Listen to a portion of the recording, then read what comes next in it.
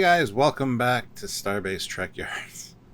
He is Commander Calkins. He is Captain Foley with a genius off the cuff one. Well done, Stuart. I try. That's why he has the pips/braids. We got a new Starbase shipyard something. Decommissioned site, museum, baseline, off-site, Daystrom dead site. Oh yeah. We got something in the first episode of season 4 of Lower Yes. Decks, where Voyager was getting its exhibits installed and getting cleaned up and ready for the museum before heading to the museum, or actually heading to Starfleet Command. Because it is the museum. Yeah. At that point. And it's likely that this is the space station that its temporal prime directive breaking arm augments removed, which is great because that's been a question for many years. Fans saying, "Oh well, the whole fleet will get armor right now," and I always thought no, because it's a giant time conundrum. They classify them and pull them off and study them, sure, but and now at least we got a canon point that 2-3 years after it came back, we went to the public looking fresh and vanilla again. So I'm glad we got that canon point. I'm very pleased that this station is not just a kit bash. Yay!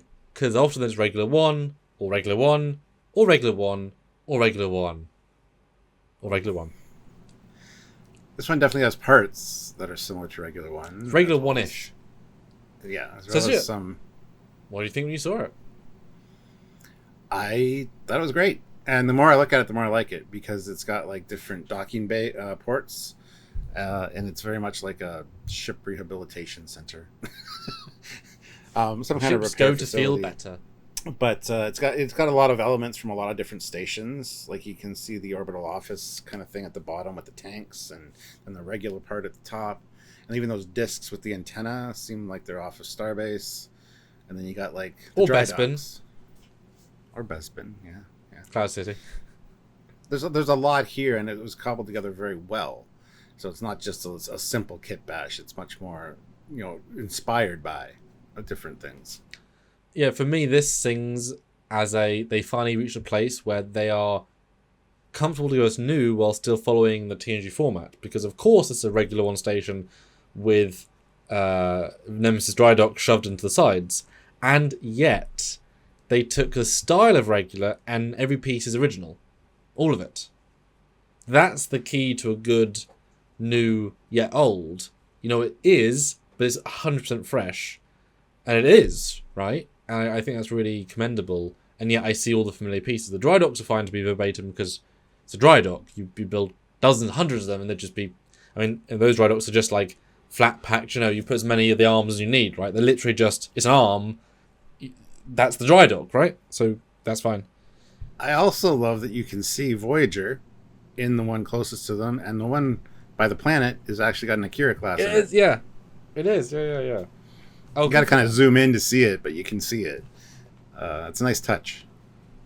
And I feel like the side pods, the more curved ones, I don't know if it's intentional right now, because of course things have come out at different times.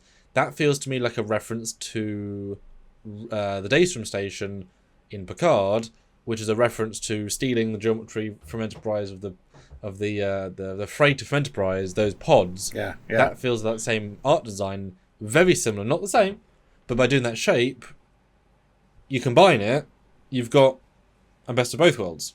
What do you think? Yeah, no, I thought the same thing. They look like the cargo pods from the transports and stuff. Now, they could be different modules for different research projects or whatever, or storage. But yeah, they're cargo modules, and they look fantastic. It's a good look. Or giant shield generators, just like... Sure. Really going for it. But there's not that many views of this, obviously, but we have another one. This is the reverse view, which that feels to me like a Titan without the top pod. Yeah, it does feel like a Luna class, doesn't it? Or it's an Akira with, again, ncells that have been done differently. Yeah, anyway, you can see a ship in there. No, it's an Akira. It's just really, because you can tell because of the deflector. It's just a neat looking station. Shame Eagle Moss isn't around. This would be a cool one to get eventually. There's been stations like this over the years in comic books as well, with the different docks for ships, and I've always liked the looks of them. And I wish that even Drydock in the motion picture might have had something more, but this is very cool. This is definitely one of my favorite of that ilk, of that like let's do a new yet old Drydocky variant station. This to me had a lot of going for it, especially now I can understand the living pods a bit better, how they connect to the station. I actually quite like that, and I don't know why. I think because you had Eagle Moss, and I just thought, oh no, those Drydocks will snap. What I see from this station, and it's not going to be the case, but I would love if this station, each of those distinct Nemesis Drydocks are designed to concertina in so that they're on rails and the arms slide. Although they can only compress so far, but 1/10 the size, and the top bit can concertina in as needed, so they can compress right down to make a more neat station. Just the way this is visually, I just see it being able to sort of load them out as needed. I don't know why you That would make sense. That would make sense, absolutely.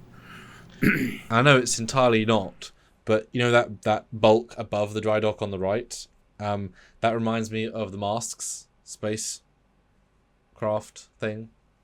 Oh yeah. It's just that sort of towery vibe. Yep. It's not absolutely. Obviously, but I see why you say that for sure. I get flashbacks.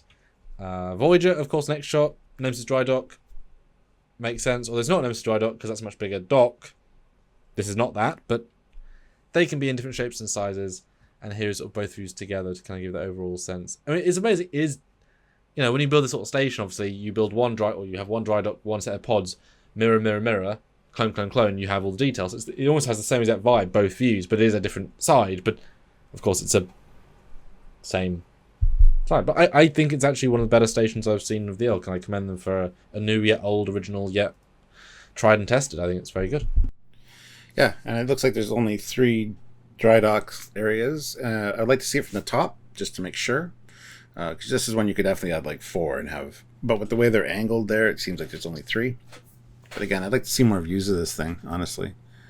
If you guys have them, Mike McMahon guys, release them, please, on Twitter or something. Give us all the things. All of them. Yes. All of them. So yeah. A very cool new station added to Star Trek canon, and we are happy about it. But what do you guys think? Comment down below what you think about this station, and let us know. Let everyone know. That's what the comment section is for. Subscribe to the channel. Do the notification thing. You know the routine. You don't want to miss any new videos that we're launching out of maybe a facility like this. Who knows? Join us for the lives as well. No. That's fiction. I've got a little black box that edits. I launched them via black. I mean, it's got a glass case. We don't have Drydocks. This is 2023. Sorry. Did you think I edited videos on a Drydock? Is that what you thought all these years? You launch them to YouTube, and there's a grand event, and there's champagne and. Right. Oh, that's why the Trekyards budget is $500,000 a year, because of the champagne every release. Right. Yeah, Dom Perignon every time. God, during Picard, that was hell then. Like, it was a taste sometimes.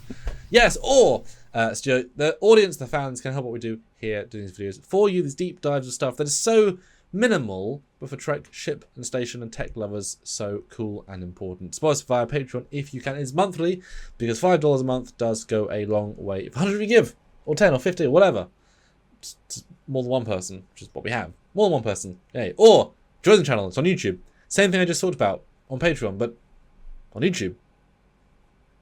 We have both. Or super chat on any live we do. Or with thanks on any video we do. It's like a super chat, but thanks. And on any video. A lot of stuff we have to do is quite similar, just different forms. It's amazing, isn't it? Yeah, very useful. Yeah. A lot of variety out there. Anyway, guys, until next time, he is Commander Cockings. He's Adam Foley. See you later. Bye, guys.